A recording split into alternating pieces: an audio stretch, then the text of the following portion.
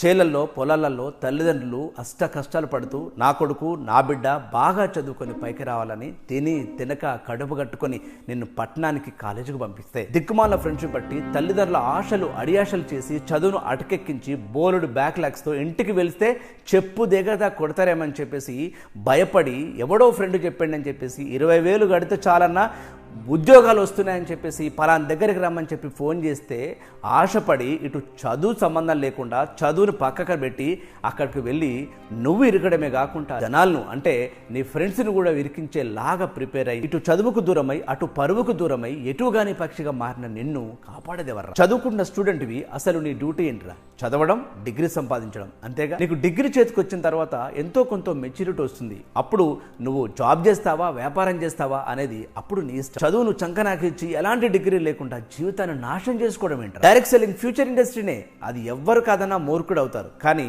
అది ఏది direct selling, ఏది ఫ్రాడ్, ఏది చైన్ సిస్టమ్, ఏది కరెక్ట్ కాదు, ఏది కరెక్ట్ అనేది నీకున్న మెచ్యూరిటీకి అర్థమవుతుందా?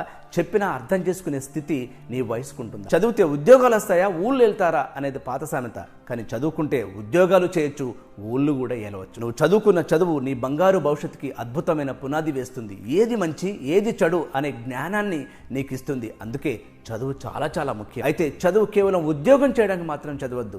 వ్యాపారం చేస్తూ ఇతరుల జీవితాలు మార్చడానికి చదవండి. అది వ్యాపారమైనా, డైరెక్ట్ సెల్లింగ్ అయినా, ఎనీ వ్యాపారమైనా, ఏదైనా నీ చదువు తర్వాతనే, నీ డిగ్రీ చేతికొచ్చిన తర్వాతనే. చాలా మంది చెప్తుంటారు చదువుతో పాటుగా పార్ట్ టైం చేయి, చదువు అయిపోయే లోపు ఈ బిజినెస్ చాలా అద్భుతంగా ఎస్టాబ్లిష్ చేయొచ్చని. కానీ ఒక్కసారి సంపాదనకు అలవాటైన మనస్సు నువ్వు చదవడానికి పోదన్న విషయం గుర్తుపెట్టుకో. చదువు తర్వాతనే వ్యాపారమైనా, లవ్ అయినా, ఇంకేదైనా. ఎందుకంటే తల్లిదండ్రులు నేను స్కూల్కి పంపించింది, కాలేజీకి పంపించింది చదివి డిగ్రీ సంపాదిస్తావని. వాళ్ళ ఆశలు అడియాశలు చేయొద్దు సుమా. ఇక నిరుద్యోగులు, చిరుద్యోగుల గురించి మాట్లాడాల్సి వస్తే ఉద్యోగం కోసమో, పెళ్లి కోసమో, పరువు కోసమో చదివిన చదువుకు సరైన ఉద్యోగం రాకపోయినా, చేస్తున్న పనికి సాలరీకి సంబంధం లేకపోయినా, వస్తున్న సాలరీతో ఇల్లు గడవక మిడిల్ క్లాస్ బ్రతుకుతున్న చదువుకున్న వాళ్ళు ఎవరో మామూలు వ్యక్తి డైరెక్ట్ సెల్లింగ్ కంపెనీలో జాయిన్ అయ్యి లక్షలు సంపాదిస్తున్నట. అరే నేను సంపాదించలేనా ఇంత చదువుకున్న నేను అని ప్రెస్టేజ్కి వెళ్ళి ఎలాంటి అనుభవం లేక చైన్ కంపెనీలో, ఫ్రాడ్ కంపెనీలో అప్లైన్ చేతిలో మోసపోయి ఇటు ఉద్యోగానికి దూరమై అటు అయిన వాళ్ళ దృష్టిలో ఫేస్ వాల్యూ పోగొట్టుకుని డిప్రెషన్కి గురైన వాళ్ళు ఎందరో నాకు తెలుసు. ఒక్కసారి ఆలోచించండి. నీకు డబ్బు మాత్రమే కావాలా? నీవు, నీ వాళ్ళు, పరాయి వాళ్ళు కూడా నష్టపోకుండా చేసే వ్యాపారం కావాలా? చాలా మంది వేస్ట్ ఫెలోస్ అంటారు, సార్ ఒక్క సంవత్సరం కనుక మనం చేస్తున్న కంపెనీ ఉంటే లైఫ్ మారిపోతుంది సార్ అని. అలాగే సార్, అదే సంవత్సరం కనుక పోలీసుల చేతిలో పడితే కూడా లైఫ్ మారిపోతుంది. ఇది అర్థం కావట్లేదు చాలా మందికి. డబ్బే కావాలంటే డైరెక్ట్ సెల్లింగ్ ఎందుకు? లంగ వ్యాపారం, దొంగ నోట్లు, బ్యాంకుల కణాలు వేయడం ఇలాంటివన్నీ కూడా చేయొచ్చు కదా. ఎందుకు భయ్ పవిత్రమైన డైరెక్ట్ సెల్లింగ్ పేరు చెప్పి అపవిత్రమైన పనులు చేయడం? నాకు తెలుసు మిడిల్ క్లాస్ మెంటాలిటీతో వస్తున్న శాలరీ సరిపోక ఎవరో ఒకరు చెప్తే టెంప్ట్ అయ్యి తెలియక అనుభవం లేక జాయిన్ అయ్యారని. No problem. కానీ ఇప్పుడు తెలిసింది కదా, దయచేసి డైరెక్ట్ సేల్స్ కంపెనీలో జాయిన్ అవ్వండి. Money circulation schemes, pyramid schemes దయచేసి వదిలిపెట్టండి. మీరు అనొచ్చు పాజిటివ్ డైరెక్ట్ సెల్లింగ్ కంపెనీ అని ఎలా గుర్తుపట్టాలి సార్, అది మాకు చెప్పండి అని. నేను గత వీడియోలో MLM మోసాల దాంట్లో 10 పాయింట్స్ చెప్పాను. మళ్ళీ ఈ వీడియోలో ఒక పాయింట్ చెప్తాను, జాగ్రత్తగా వినండి. Hi friends, this is Tirupati Tandra, me motivation speaker and trainer, and welcome back to ever inspiring channel inspire soft skills. 21st century direct selling industry భారత్లో శరవేగంగా డెవలప్ అవుతుంది. ఇది కేవలం ఇప్పుడు 18,000 కోట్ల టర్నోవర్లో ఉంది.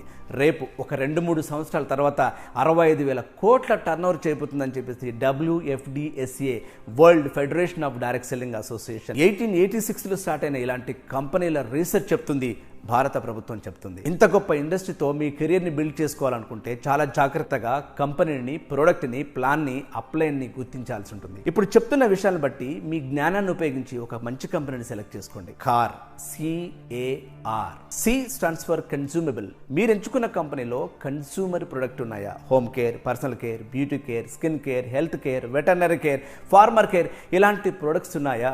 ఇలాంటి ప్రొడక్ట్ ఉంటే తప్ప ఆ కంపెనీలో మీకు సక్సెస్ రాదు. ఎందుకంటే మనం బిజినెస్ చేస్తున్నాం, స్కీమ్స్ నడపట్లేదు. బిజినెస్ అంటే కంటిన్యూస్గా కొనేది, ప్రతిసారి కొనేది, ఇంటికి అవసరమైన ప్రతిది కూడా కొనేది, కొనమని చెప్పేది. A stands for affordable. మీరు ఎంచుకున్న కంపెనీలో కన్స్యూమబుల్ ప్రొడక్ట్ ఉన్నాయా? అఫోర్డ్ చేసే ప్రొడక్ట్ ఉన్నాయా? బంగారు కత్తి అని మెడగోసుకోలేం కదా, ఆ కత్తితో కూరగాయలే తరగాలి. దానికి బంగారు కత్తి ఎందుకు కూరగాయలు కోయడానికి? ఈ విషయాన్ని మనం గుర్తుపట్టాలి. మనం సెలెక్ట్ చేసుకున్న కంపెనీలో ఆటో రిక్షా వాళ్ళు కూడా, మామూలు వ్యక్తి కూడా ప్రోడక్ట్ వాడగలిగేదై ఉంటే, మాస్లో సినిమా హిట్ అయితేనే కోట్ల రూపాయలు వస్తాయి. క్లాస్ చూస్తే ఒకసారి చూస్తారు, మాస్ 10-20 సార్లు కూడా చూస్తారు. అలాంటి మాస్ ప్రోడక్ట్ మీ దగ్గర ఉందా, అది అఫోర్డబుల్లో ఉందా అనేది మీరు చూడాల్సిన అవసరం ఉంటుంది. అలాంటి కంపెనీలు మాత్రమే చాలా కాలం పాటు ఉంటాయి.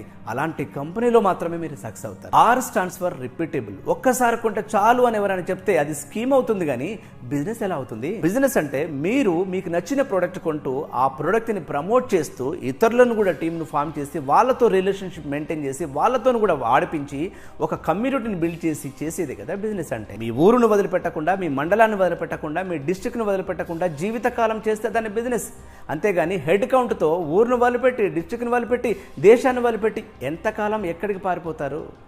లెఫ్ట్ రైట్ కంపెనీలలో, బైనరీ కంపెనీలలో, హెడ్ కౌంట్ కంపెనీలలో ఊరిని, వాడని, జిల్లాని, స్టేట్ని ఒకరోజు వదిలిపెట్టాల్సి ఉంటుంది. అందుకోసమే ఏదో ఒక రోజు కంపెనీలు కొలాప్స్ అవుతాయి. అలాంటి సెక్టార్లో చెయ్యొద్దు, అది ఫ్రాడ్ సెక్టార్స్.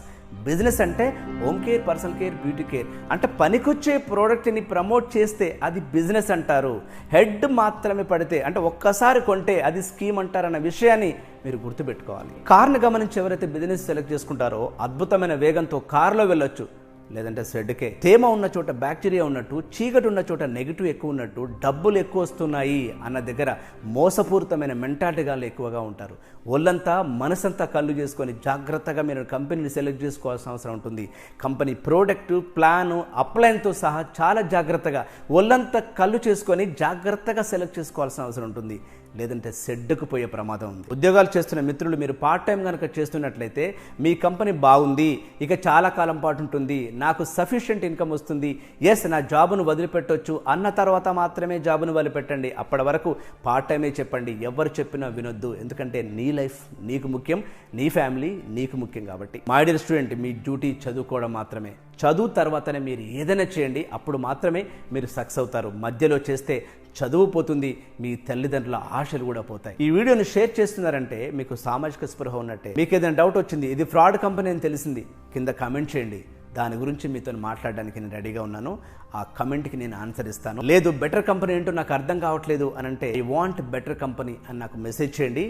నేను మీకు కౌన్సిలింగ్ ఇచ్చి బెటర్ కంపెనీ చూసేస్తాను. మోసం చేయకండి, మోసపోకండి. మరో వీడియోతో కలుస్తాను. మీ అందరినీ థ్యాంక్ యూ వెరీ మచ్.